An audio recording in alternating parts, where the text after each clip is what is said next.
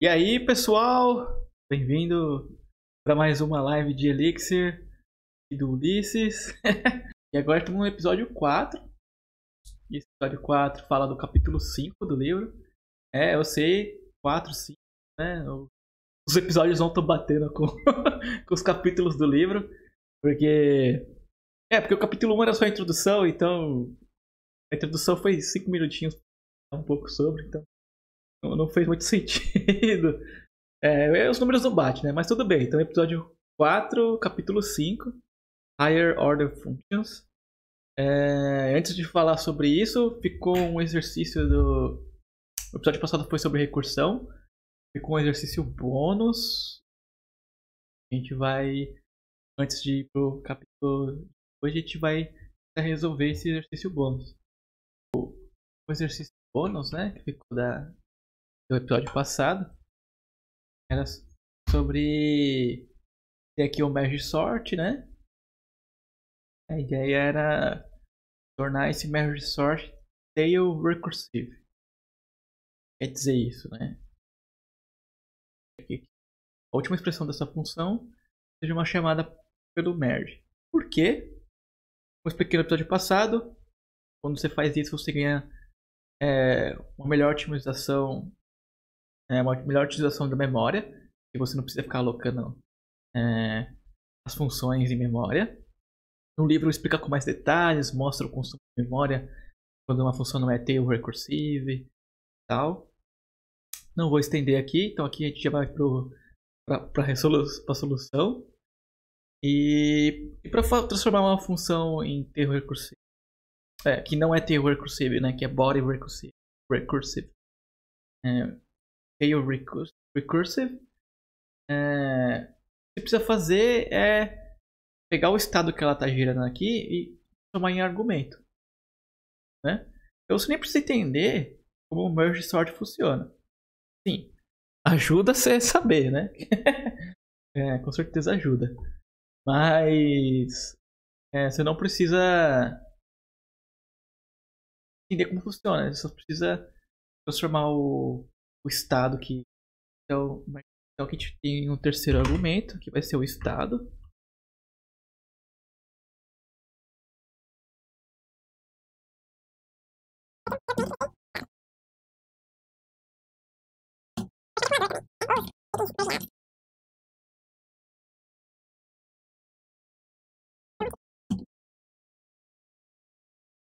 Então, tá.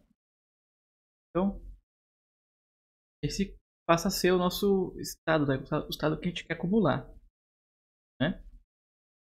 Então, essa operação aqui, ela tem que ir para o terceiro argumento da função. Teria que chamar aqui a função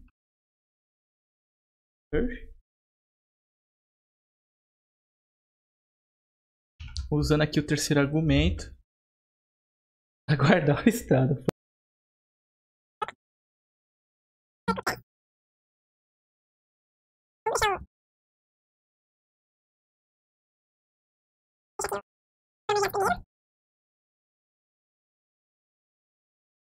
Eu acho que aí fica mais equivalente com o que estava antes.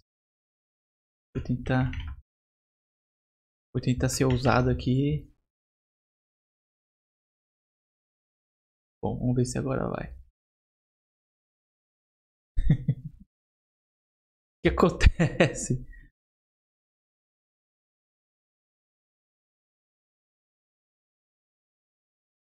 Vamos ver. Ok. O descende agora. O que acontece?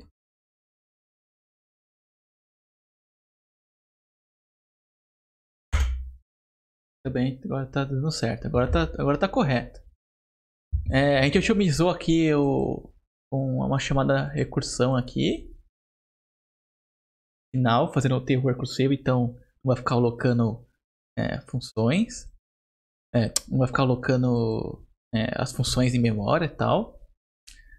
Mas aqui, ó, isso aqui não tá muito bom não. Isso aqui a gente tá concatenando listas. E pra quem sabe aí, lista ligada não é muito bom ficar concatenando. Aqui tudo bem porque não tem muita solução, né? Aqui nesses dois casos não tem outro jeito. Mas aqui, para cada iteração ficar concatenando, não é a melhor solução. Ainda mais porque o lado esquerdo aqui vai estar crescendo. O ideal era botar esse item no topo daqui. Teria que rever o algoritmo com um pouquinho mais de atenção e carinho. Mas como a gente não tem todo o tempo do mundo, a gente tem que terminar aqui a tempo, né? Eu vou deixar essa versão assim. Mas fica aí essa otimização para fazer. Isso aqui não tá legal. Mas funciona. Compilou, passou nos testes unitários. Vai funcionar em produção. Mas não vai ser tão mais rápido quanto poderia ser. Então, vou deixar esse item aqui pra gente rever aqui. E a gente vai pro assunto de hoje, né? Que é High Order Functions, né? Então tá, vamos lá. O que é isso, Higher Order Functions? Acho que o capítulo é um dos mais legais, porque vai simplificar muita coisa.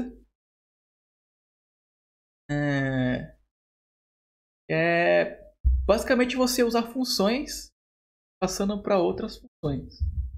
E essas funções também podem retornar funções. Né? Então, para ser uma Higher Order Function, você aceita uma função como argumento, ou você retorna uma função como resultado. Você já pensa, como assim, retornar função, aceitar função? Sim, porque para funcional, função não é nada mais, nada menos que qualquer outro valor. Você pode colocar funções em estrutura de dados, pode colocar funções em retorno de funções, colocar funções variáveis, colocar funções que você quiser. Então, isso traz uma flexibilidade enorme para o programador funcional. Porque você pode criar abstrações, passar para essas abstrações funções, comportamentos. Né? Então, imagina que você tem um comportamento padrão de alguma coisa, mas você quer customizar alguns comportamentos. Por exemplo, você fez um parser ou uma biblioteca de request, por exemplo, TP request. Antes de você enviar o request para servidor externo, né? Você pode deixar que o desenvolvedor, né, se fez essa biblioteca, pode colocar alguns parâmetros do tipo, imagina que o desenvolvedor, você quer dar uma flexibilidade para o desenvolvedor, antes de mandar o request, poder logar os headers que estão lá, ou poder logar o HTTP status que chegou do servidor externo, e você quer deixar que ele faça o processamento que ele quiser. Então você deixa ele passar uma função e você chama essa função com alguns argumentos. Então isso dá uma flexibilidade muito grande, porque a função é uma estrutura bem simples. Recebe argumentos e retorna um valor. Você pode deixar aqui aberta essas funções para os seus módulos ou para as suas bibliotecas. E sem precisar ficar usando herança ou coisas complicadas, mais complicadas. É muito legal para a função. Então vamos ver, né, os exercícios desse capítulo. Pode usar. 1 pede para a gente refatorar o código aqui para usar o módulo enum. Então, quem leu o livro desse capítulo vai ver que a gente trabalha muito, a gente constrói o nosso próprio enumerable, né? A gente constrói o nosso próprio módulo enum. E depois a gente fala, tudo que a gente construiu aqui é só para praticar mesmo, para entender como é que você constrói high order functions. Mas agora o ideal é usar o módulo enum mesmo, né? Não reinventar a roda. Aqui, então aqui a gente vai refatorar, que ao invés de usar recursão, vamos usar o módulo enum. E o módulo enum ele funciona com praticamente quase todo dado que é possível ser iterável. Como assim? Pode usar enum com mapas, pode usar com tuplas, pode usar enum com listas. Então, praticamente quase toda a estrutura de dados em Elixir que você pode iterar nela, ou seja, tem elementos que você possa consultar ou checar, o módulo enum funciona. A gente usa bastante com listas, e aqui a gente está usando com listas também. Então a gente vai usar esse módulo enum. E por que não recursão, né? Como a gente viu ali no outro exemplo, recursão às vezes não é tão fácil assim. Às vezes você pode se complicar, às vezes você pode ficar um pouquinho mais difícil do que o necessário. Às vezes é difícil você entender, chegar assim, bater o olho no código e entender a recursão, né? Tem que ir ali para pensar, fazer, às vezes até desenhar no papel para entender o que está acontecendo. Estou dizendo que recursão não tem os seus casos de uso? Tem. Às vezes é necessário, às vezes é melhor usar recursão do que o módulo enum. Mas a maioria das vezes o módulo enum, de cara, você já bate o olho e você já sabe o que está acontecendo ali. Então, por exemplo, aqui tem uma recursão que transforma itens aqui que não são mágicos em mágicos. Aqui tem uma recursão, né? Mas se a gente transformar, refatorar para usar enum, né, que tem high order functions, né? Aqui a gente pode manter isso aqui que precisa. Aqui vai ter uns itens aqui, né? Quando a gente fala que a gente quer transformar alguma coisa, a gente quer alterar alguma, aqui a gente tem uma coleção de itens, né? A gente quer transformar algum desses itens, mas mantendo o mesmo número de itens. Por exemplo, aqui, não quero filtrar nada. Eu tenho 4 itens e vou transformar algum deles em mágicos. No final tem que ter 4 itens. Não posso subtrair nem adicionar itens aqui. Eu vou só mudar. E para esse tipo de iteração, é uma coisa bem comum. Você vai ver que, por exemplo, vai pegar. A gente quer pegar 10 usuários do banco de dados. O banco de dados vai te retornar dados brutos, né? Vai te retornar dados brutos lá do banco de dados. Mas você quer transformar isso em estruturas de dados como mapas ou structs para ficar algo mais, né? Algo mais fácil de trabalhar na view ou em outras partes do sistema. E é a mesma coisa, é o mesmo conceito aqui. Eu quero pegar alguns itens que veio do banco de dados. Não quero subtrair, não quero adicionar nenhum item. Só quero pegar esses itens e transformar em outra representação, né? E para isso tipo de coisa, a gente usa enum, a função map do enum, né? Então toda vez que você bate o olho no map, você sabe que você está usando o map, não está diminuindo um item, não está aumentando um item. Provavelmente só está transformando os itens que estão ali. Então, isso é muito mais fácil de se bater o olho e saber o que está acontecendo do que, por exemplo, se olhar uma recursão assim. Mas você deseja dar um bom nomes para sua função, você tenta fazer um bonitinho aqui, né? Ainda assim, quando é recursão, você tem que bater um olho e tentar entender melhor. Agora, com enum.map, quando você já pega a prática de programação funcional, você começa a usar bastante esse módulo enum, já bate o olho e já tem várias propriedades que você sabe que estão ali, né? Que estão implícitas ali, que já bate o olho e já sabe o que é. Então, esse enum.map é uma high order function que aceita como primeiro argumento uma coleção, né? Uma lista. E como segundo argumento, uma função. Essa função vai ser executada em cada item dessa coleção que eu passei. E o resultado dessa função vai substituir a posição do item na nova lista que isso vai retornar. Então, então imagina que eu tenha, né? Vamos fazer aqui, ó. Vamos aqui rapidão. Imagina que eu tenho uma lista aqui, 1, 2, 3. E eu quero aplicar uma função de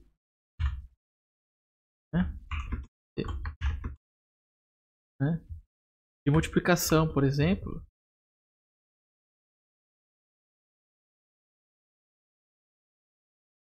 E o primeiro argumento vai ser o item, né? E o segundo aqui eu quero multiplicar por 2 os itens. Que pode parecer bizarro para muitas pessoas. Mas aqui é o capturing. O operador de capturing capturar funções do Elixir. Então, aqui está capturando a função de multiplicação. Esse operador é uma função. E esse 1 aqui é o argumento, né, que a gente está passando. Né? Então, o primeiro argumento vai ser o item da lista. Vamos fazer um pouquinho mais didático, né? Aqui já ficou muito bizarro. Então, para cada iteração, né? O enum.map vai chamar essa função passando um item da lista. Então, a gente vai receber um item da lista. Vamos dizer que a gente quer multiplicar esse item por 2. Pronto, agora tem aqui uma função anônima. E para cada iteração, o enum.map passa um item. A gente quer multiplicar esse item por 2. Então, o resultado disso aqui vai ocupar a mesma posição que aquele item estava ocupando na nova lista. Né? Então, se a gente fazer de cabeça aqui, essa aqui vai retornar 2, 4 e 6. Vamos ver se vai retornar isso mesmo. 2, 4 e 6. Então, é assim como o enum.map funciona. Então, ao invés de escrever uma recursão para poder acumular, ter um acumulador, lá os itens lá, e fazendo toda essa volta toda, você pode fazer algo mais direto, né? Então, imagina que quer fazer aqui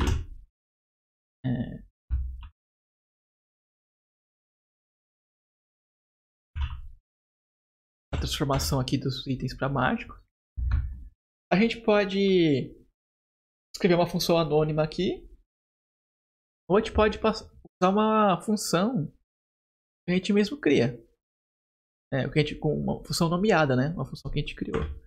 Então, por exemplo, aqui, já que aqui não é mais sobre coleção, sobre itens, vou chamar de, por exemplo, de transform. A gente quer transformar os itens, né? Refaturar. Aqui não é mais sobre listas, né? Então a gente pode apagar isso aqui. Agora é sobre os itens individualmente. Individualmente. Não, né? Então.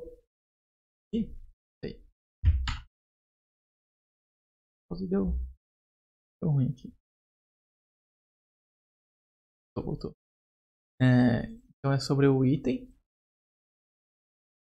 Individualmente, então não tem mais nada a ver com listas. Não precisa se preocupar com concatenar listas, esse tipo de coisa. E. Já tinha uma função transform aqui. Se o item for mágico, se ele já for mágico, a gente não pode transformar ele, né? Não faz sentido. Então, a gente retorna o item inalterado. A gente pode apagar essas coisas aqui que não precisa. Então, se o item for mágico, a gente retorna o item inalterado. Agora, se ele não for mágico, a gente precisa fazer essa transformação.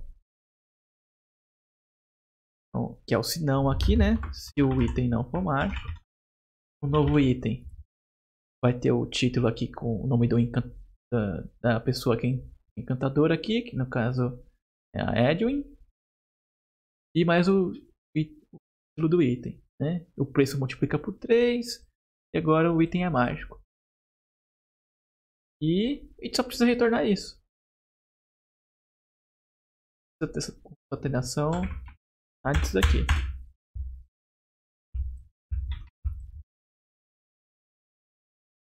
E aqui a gente pode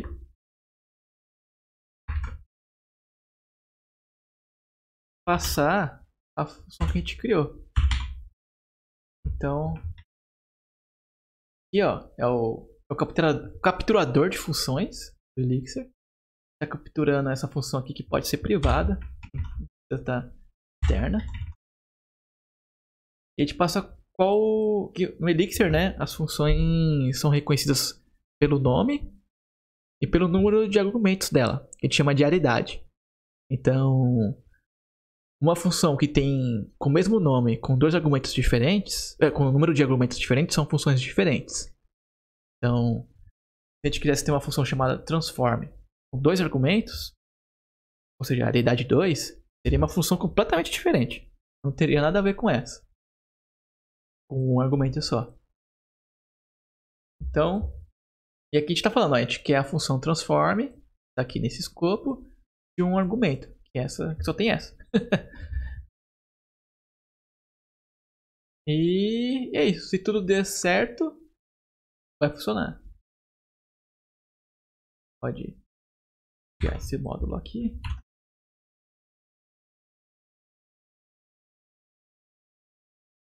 Pode. Teste de data. Só pra gente ter aqui, ó. Quem são os itens com alguns deles não transformados, né? E agora vamos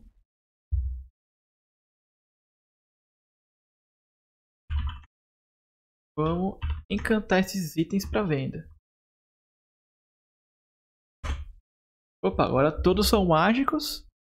E aqueles que não eram mágicos, agora o título tem o nome da encantadora e o nome do item. Então, veja só como a gente reduziu o código aqui, refatorando, usando o enum.map. Então, esse é o poder das high order functions, né? Você tem um comportamento padrão, pega um comportamento padrão, deixa você customizar um comportamento específico ali. Pode simplificar muita coisa. Então aqui, por exemplo, eu quero transformar o comportamento padrão de transformar uma lista de itens em uma outra lista de itens. Pega o comportamento padrão, que é a acumulação, a recursão, a acumulação de itens. Fala um novo item. E a gente deixa o desenvolvedor ou a desenvolvedora customizar a função que transforma cada item. Passando uma função. Então, esse é o poder das higher order functions. Então, esse é o exemplo 1. Exercício 1, vamos para o exercício 2. Exercício 2 é sobre string. Aqui entra um pouquinho de conceito. Enum contra string, né? Quando você usa string, quando você usa enum. Qual a diferença, né? O string também é sobre iterar itens, iterar sobre uma coleção. Só que essa coleção, ela pode não ter fim.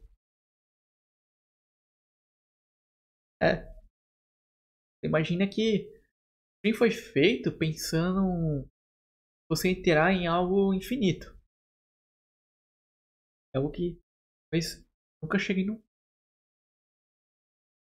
E o que acontece? No enum, cada vez que você coloca uma operação, um map, it, a operação do enum acontece na hora que você colocou, né? Na hora que for executar a função, quando o Elixir vê o enum.it ou enum.map, ele já vai executar ali, né? Chama isso de eager, né? Já no string, as operações que você coloca, elas são lazy.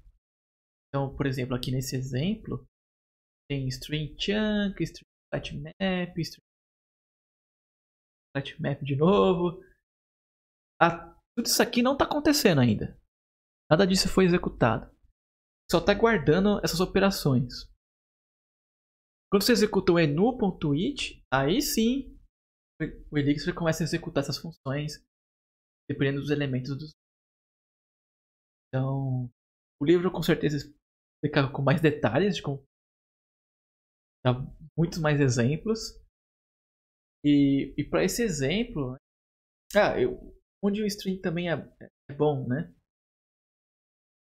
Porque no enum, para cada passo, né, para cada execução aqui no enum, ele vai executar todos os itens primeiro, né? Então imagina que E aqui fosse um enum no lugar, né? Nem sei se tem enum.chunk, mas imagina que fosse enum no lugar aqui. Executar todos os itens primeiros aqui. Depois partir para o próximo, quando a lista tivesse acabado de executar todos os itens da lista. E no string não. O string vai executar todas as operações que você cadastrou por item, de uma vez. Então, ele não vai iterar por todos os itens, depois do próximo. Próxima função itera por todos os itens, depois do próximo. Não, ele vai formando item por item. Passando todas as transformações por item. Então, para quem está observando no final, né? Consegue ter uma noção melhor. A gente consegue ter um resultado mais rápido das operações. Consegue ver algum resultado mais rápido. Enquanto usando enum, você teria que esperar todos os itens, sabe? Para ver algum resultado. A gente pode executar esse código. Deixa eu sair aqui. Pode executar. Aí o barulhinho.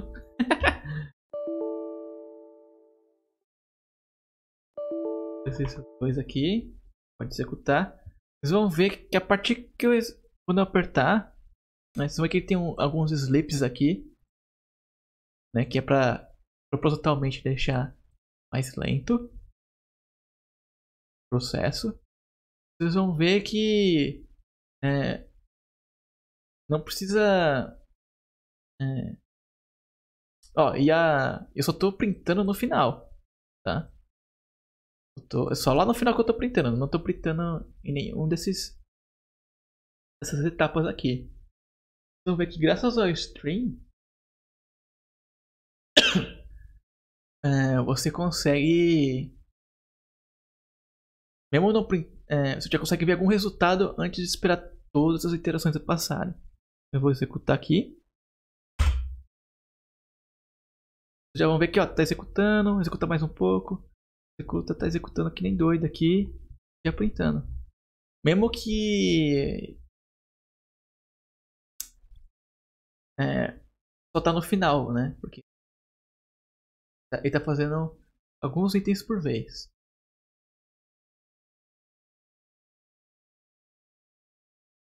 E legal, né? Então, e aí, né? O que é para fazer nesse exercício?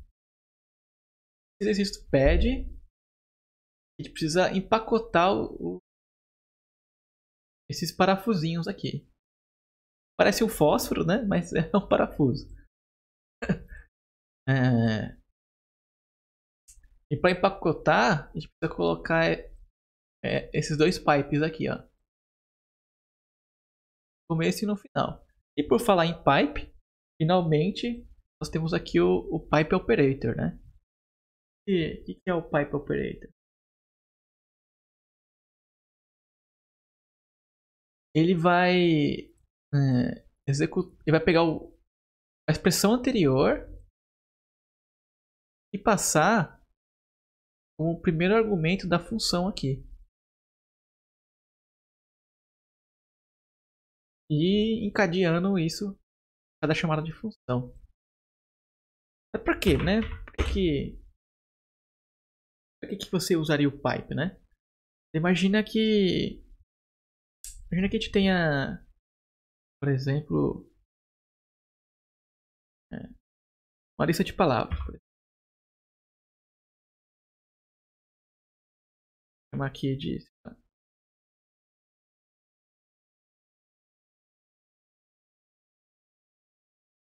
por exemplo. E a gente quer deixar isso como título, né? Deixar aqui o A fique maiúsculo, B fique maiúsculo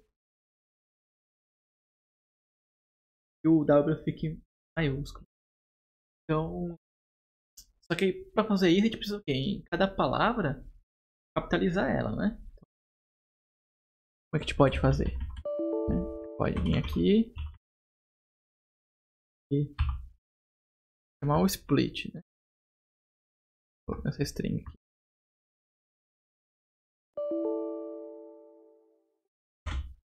Ó, por default, o split do Elixir ele quebra por espaço. Aí, ó, agora a gente já tem a lista de palavras, né? Agora imagine, a gente precisa capitalizar cada palavra, né? Então o que a gente aprendeu que é o enum.map, né? Pode pegar essa lista que retornou aqui e chamar o string em cada elemento, né? E aí deixou o A maiúsculo, o B maiúsculo e o W minúsculo. E no final a gente pode unir essa palavra para virar uma string, esse título, né? Para virar uma string de novo. Pode dar um enum.join. Opa, falta colocar um separador aqui. Colocar um espaço aqui. Pronto. Ó, aquele título feio, que nem parecia título, e virou um título bonito. Mas conseguem ver como é que está aqui as funções? Né? Perceba que a primeira execução é o string.split. Onde ele está? Está lá no meio. Não é a primeira coisa que você vê. A primeira coisa que você vê aqui é no ponto join. Você fica, caramba. Então não é fácil de ler. Né? Aí que entra o pipe operator. Ele que ele faz, ele pega o resultado da operação anterior, da expressão anterior, e passa como primeiro argumento da próxima função. Então a gente pode pegar aqui o. Eu tinha escrito errado ali o beautiful. Deixa eu pegar aqui. Essa expressão para o primeiro argumento da próxima função. Então a gente quer o quê? Split, né? Opa. Depois, qual a próxima função é o enum.map, né, com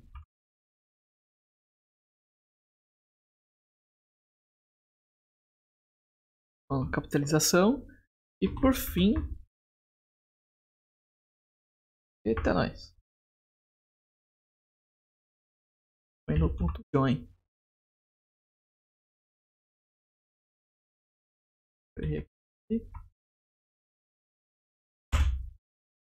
Ah tá, faltou o separador de novo.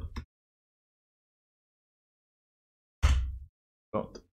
Então aqui, ó, a diferença agora. Agora eu vejo que é uma string, feito ela, depois eu vou mapear ela passando um capitalize em cada string, né? Separo ela para as palavras por espaço, capitalizo cada uma das palavras, depois eu uno elas com um espaço branco ali. Ou seja, agora a ordem da execução fica muito mais clara. Então é isso que o enum aqui, o pipe operator ajuda muito, deixa né, transformação de dados muito vista. É isso aí. Então voltando aqui pro nosso exercício agora, para que vocês sabem mais ou menos. Então nossa função aqui, né, de dar parafusos começa com um tracinho, representa um ferrinho, e aqui tem 1000 itens. Pega 1000 itens. Esse string.cycle ele fica gerando, fica dando voltas nessa lista. Começa de um elemento ele fica gerando um tracinho. Pega 1000, tá? Para essa função.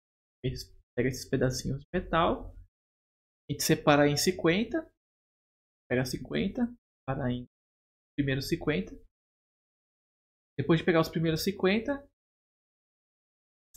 tem um sleep aqui para simular o processo que é um pouco demorado.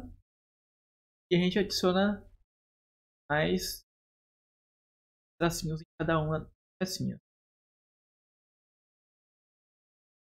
Adicionar a thread. Depois a gente pega 100. Como aqui ainda não juntou 100, vai executar aqui o primeiro função de novo. Pegar mais 50.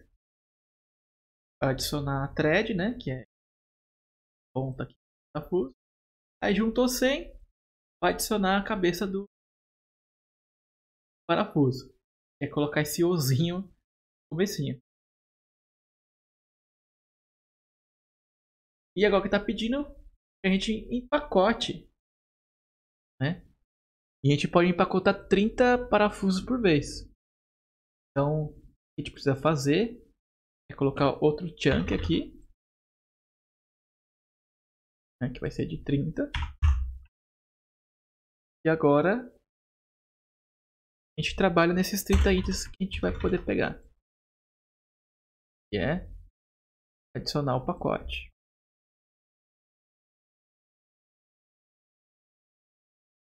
Criar uma função. Pacote.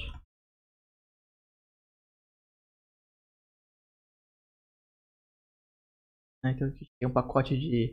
A gente tem aqui o 30 peças de parafuso. Parafusos. Para colocar o pacote, a gente precisa. Pode concatenar a string aqui.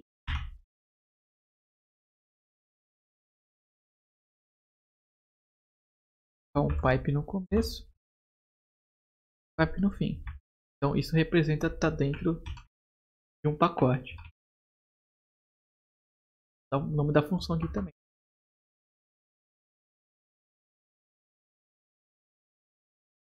Né? O que o FlatMap faz, né? Como a gente separou 30 itens, né?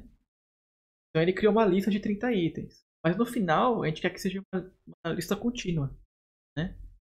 Quer que seja uma lista agrupada por... A gente quer que seja uma lista de listas, né? Quer que seja uma lista que tenha o primeiro elemento uma lista de 30 itens, o segundo elemento outra lista de 30 itens. Não, a gente quer que seja itens, né? O FlatMap ele faz isso. Ele, se tem listas dentro das suas listas, ele transforma numa lista flat, né? Sem listas. Todos os elementos estão na lista raiz, né? Dizer. E agora vamos executar de novo a função e ver se esse módulo e ver se vai adicionar o pacotinho. É que ele pede que seja que demore uns 70 milissegundos. Tem que ser executar. A gente pode ver que está com o pacote gerando.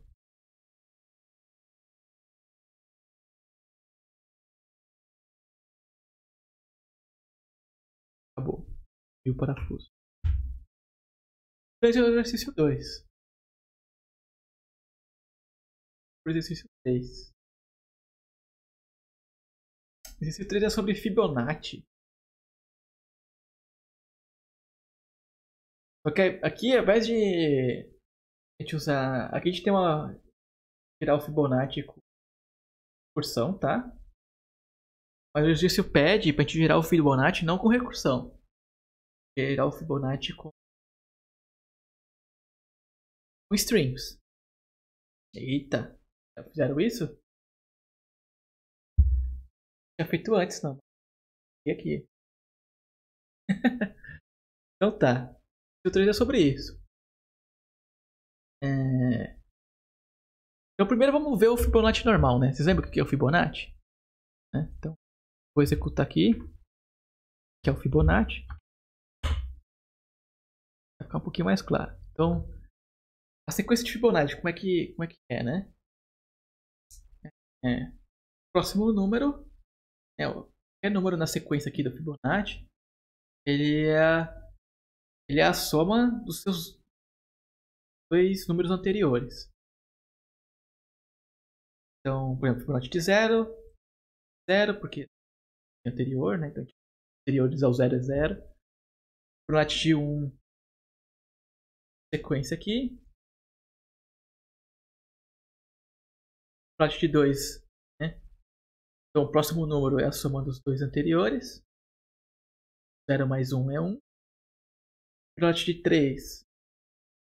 O terceiro número aqui é a soma dos dois anteriores. Então 1 mais 1 é igual a 2. Plot de 4. O número aqui é a soma dos dois anteriores. Então 2 mais 1 é 3. Plot de 5. Dá 5 por coincidência, mas a soma dos dois anteriores é 3 mais 2 que dá 5. Fibonacci de 6, né? 5 mais 3 que dá 8. Então, mais ou menos essa é a sequência de Fibonacci. Para que isso é útil, Fibonacci? Eu não faço ideia. Talvez eu acho que usem criptografia. Alguma coisa. E para coisas de computação. Ciência de computação e exercício de...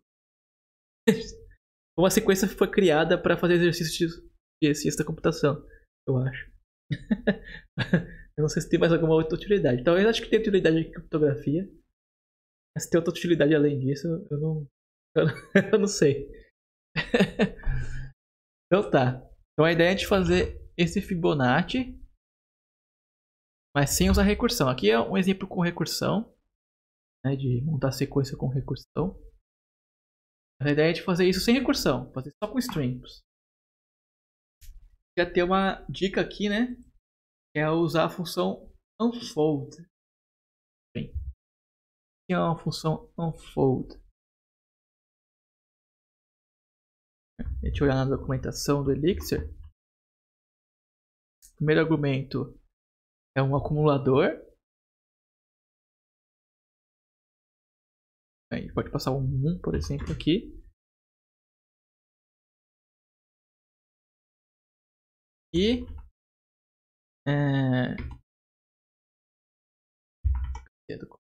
então tá. O primeiro argumento é como você quer começar o acumulador. E você precisa retornar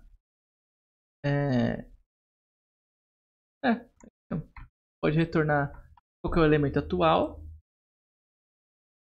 qual que vai ser o próximo valor da acumulação, né? Então, por exemplo, vamos imaginar que então, esse n aqui é o acumulador.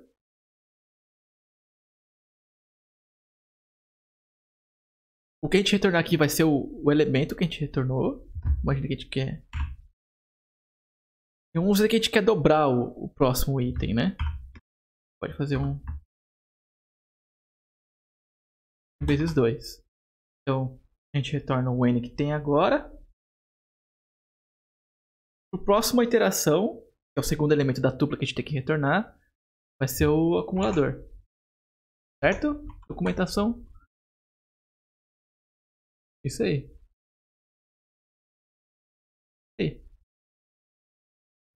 Então a gente pode pegar um... Isso aqui é um gerador infinito, tá? Não tem fim. A gente rodar o enu.it aqui vai ficar rodando infinitamente. Porque não tem fim essa lista. Como eu falei, streams para trabalhar com listas infinitas. Mas a gente pode pegar alguns itens dessa lista. Pode pegar uns 5 elementos, por exemplo. Opa! Né? Se você não executar no interpretador do Elixir, não vai funcionar. O Bash não entende isso aqui. Olha lá. 1, 2, 4, 8. Então, ele pega... O primeiro elemento é o que vai retornar, né? Vai ser o elemento. E o segundo elemento da tupla vai ser o próximo elemento. Então, aqui... Como é que ele pode gerar a sequência de Fibonacci com isso? Pode fazer. Vamos chamar de S off. É com S de strings. Que é o Fibonacci de alguma coisa, né?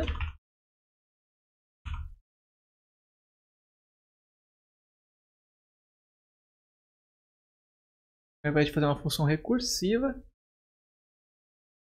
fazer um fold aqui.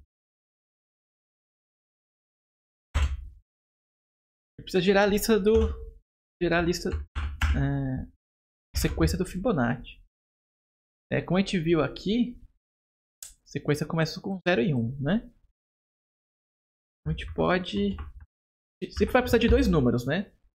O anterior e o anterior do anterior. Então a gente precisa do anterior.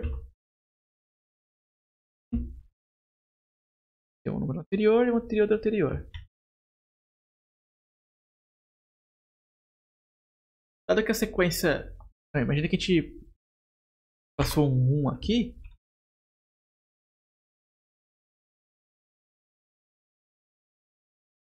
Né? Fibonacci de 1.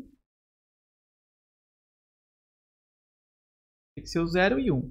Né? Então se a gente começa ali, aqui o primeiro item aqui, né?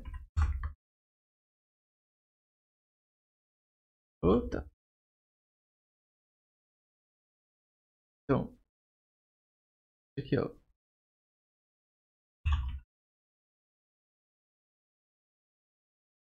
Celeste é um bom nome, né?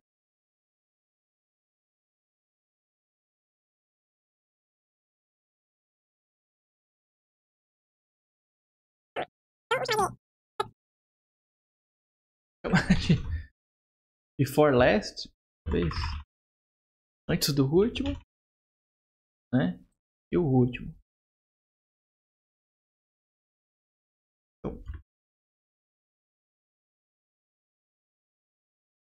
Então a sequência, a próxima sequência do Fibonacci, né? Tem que o último tem que ser o novo, né? Antes do último. Perdendo aqui. Vamos pensar aqui. A gente tem que gerar sequência, né? Então Fibonacci é o último. O número é igual a soma dos últimos.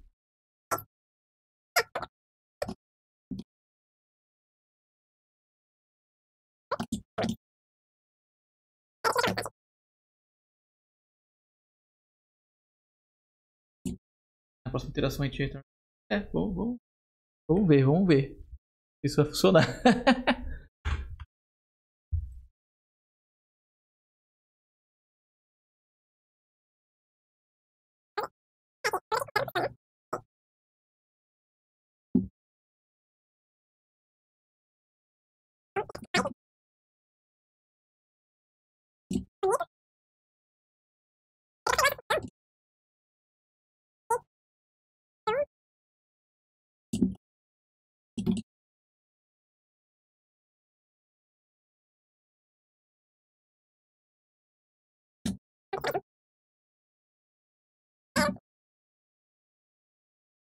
Né? Deu igual. Então, esse aqui é um exemplo como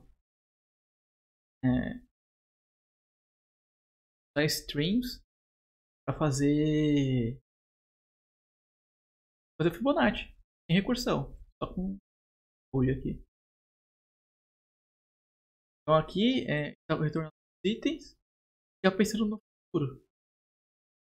Próximas iterações, a gente está pensando aqui em 2 iterações para frente, o que vai tornar lá. Na verdade, a gente tem que ficar o...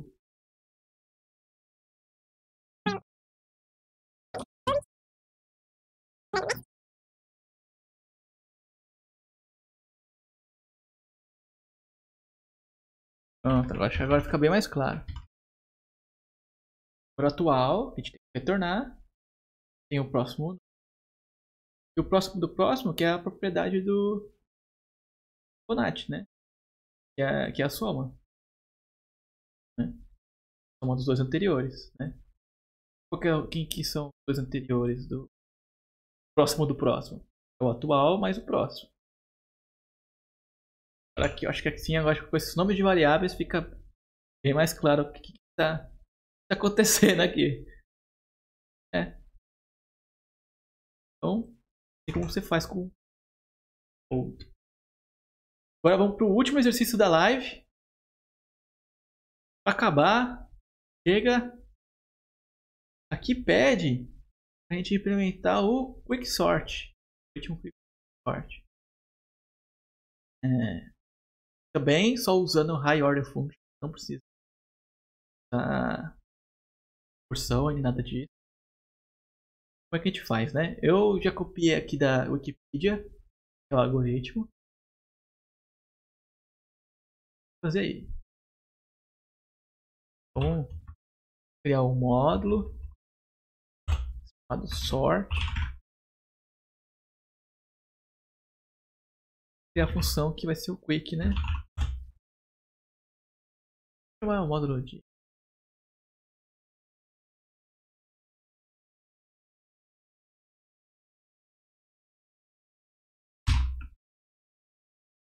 lá. E aqui já dá algumas dicas, né? Ele pede pra gente usar o split with, a função, a high order function chamada split with. Então tá. Do menor para o maior. Como é que a gente pode fazer, né? Então, o algoritmo, né? Tem que pegar um elemento do pivô da lista, né? Do array. A dica aqui é que a gente pode usar o pivô com o primeiro item da lista, né? Se não quiser pegar o primeiro item, quiser pegar o aleatório, né? Pode também. Pivô, a gente tem que pegar o pivô, a gente tem que pegar algum elemento, né? Pelo quicksort, não importa qual que é esse elemento, você tem que escolher um. Pode ser o primeiro, pode ser o aleatório ali. Pensando em lista ligada, né, é muito mais barato pegar o primeiro elemento. Então, pode pegar o primeiro elemento.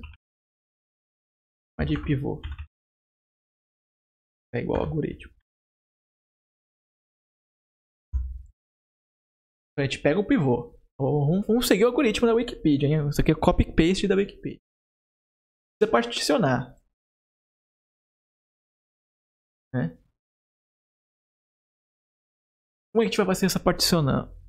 Partição.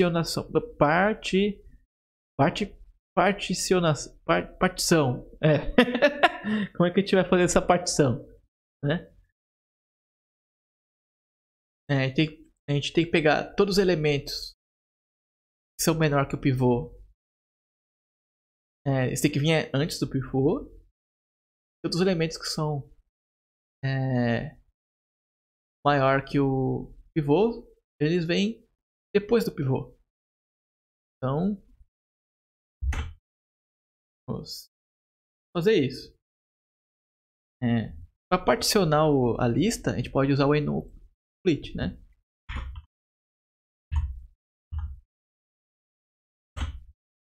Pode particionar o resto da lista. Com que critério? Com elementos menores que o pivô. Então, eu vou usar a função de captura aqui.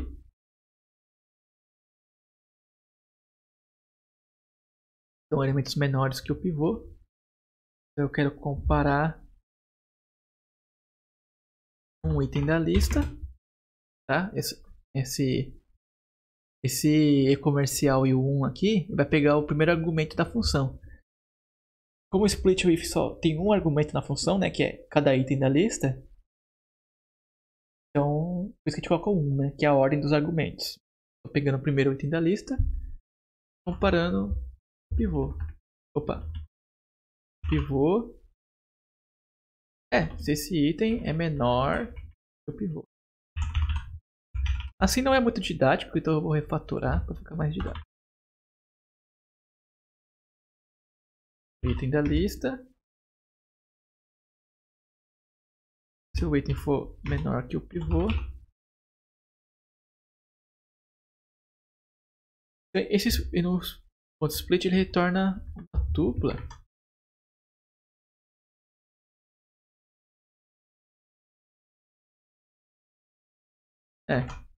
Uma tupla de duas listas. primeiro item vai ser todos os itens que passaram nesse critério, ou seja, todos os itens que são menor que o pivô.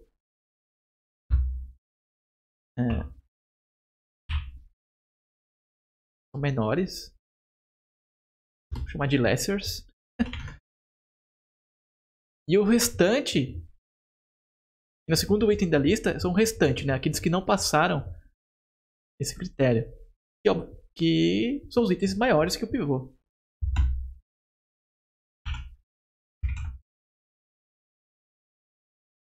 Beleza? Então, já fez isso. Agora, recursivamente,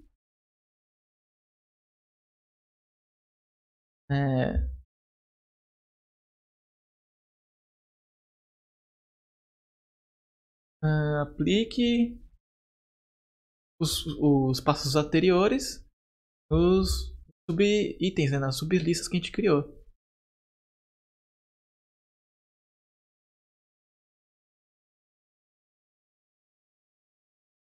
Então,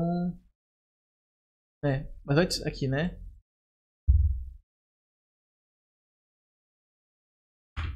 Antes de aplicar, então, o passo anterior falava que a gente tinha que pegar esses itens, atenar com o pivô, mas os menores tem que vir antes do pivô, e os maiores tem que vir depois do pivô. Mas também diz que, né, recursivamente, aplique esses passos nos itens que estão antes do pivô. Né? O pivô aqui já está ordenado, né? Já está automaticamente ordenado. Já está no lugar certo que tem que estar.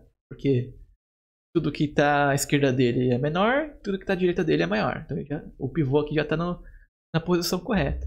Mas a gente precisa também ordenar os que estão à esquerda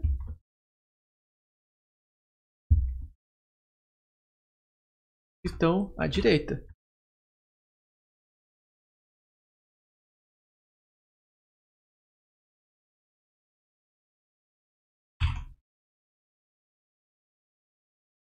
E, para finalizar, a gente precisa tratar, né? A lista está vazia.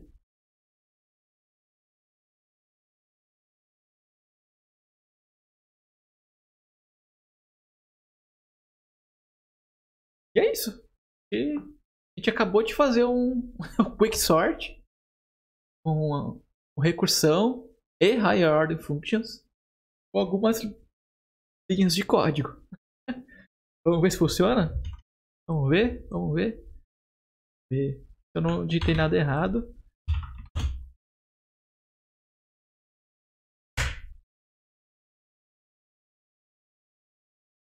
Vamos pegar aqui uma lista zoada.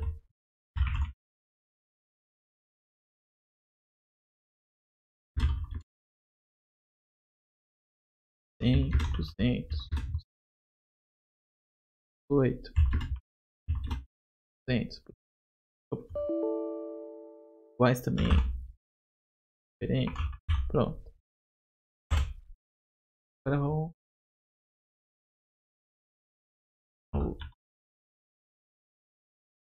passar os elementos. Olha lá, ordenou. Olha que doido. A gente só seguiu as instruções do algoritmo em inglês. Só se preocupando com o que precisava fazer. E a gente conseguiu resolver o algoritmo. Olha aqui. Que legal. Daria para talvez não usar a recursão aqui? Só usar no ponto reduce, talvez. Daria, mas como eu falei, o enum, né, o módulo enum e o módulo string, eles resolvem a maioria dos casos de recursão. 85% dos casos de recursão eles resolvem muito bem, de maneira muito mais clara. Mas algumas coisas é melhor com recursão, você entende muito mais fácil. Esse algoritmo do Quicksort, na minha opinião, é muito mais fácil de entender com recursão e com uma misturinha ali de high order function, né? Fica muito mais claro assim.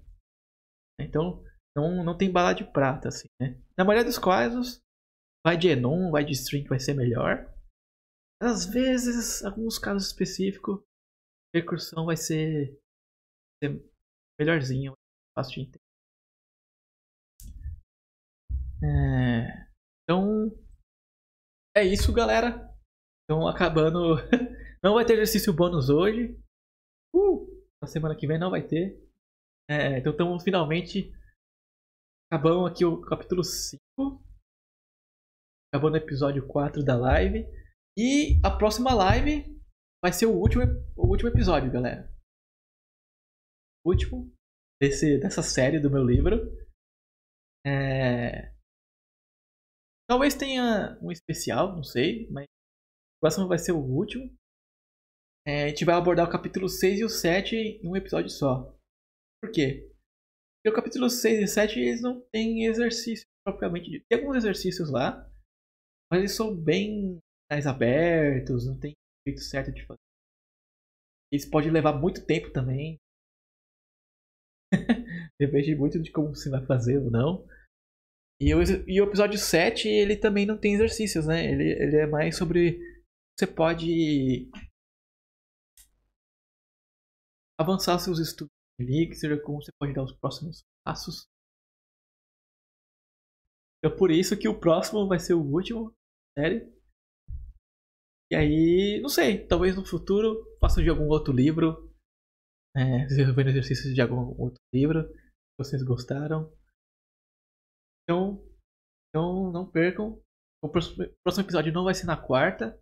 Vou fazer no sábado novamente. Então, vai ser esse sábado. Então, para quem acompanhou até agora, obrigado pela presença. Um abraço, beijo no coração. E até a próxima. Falou, galera.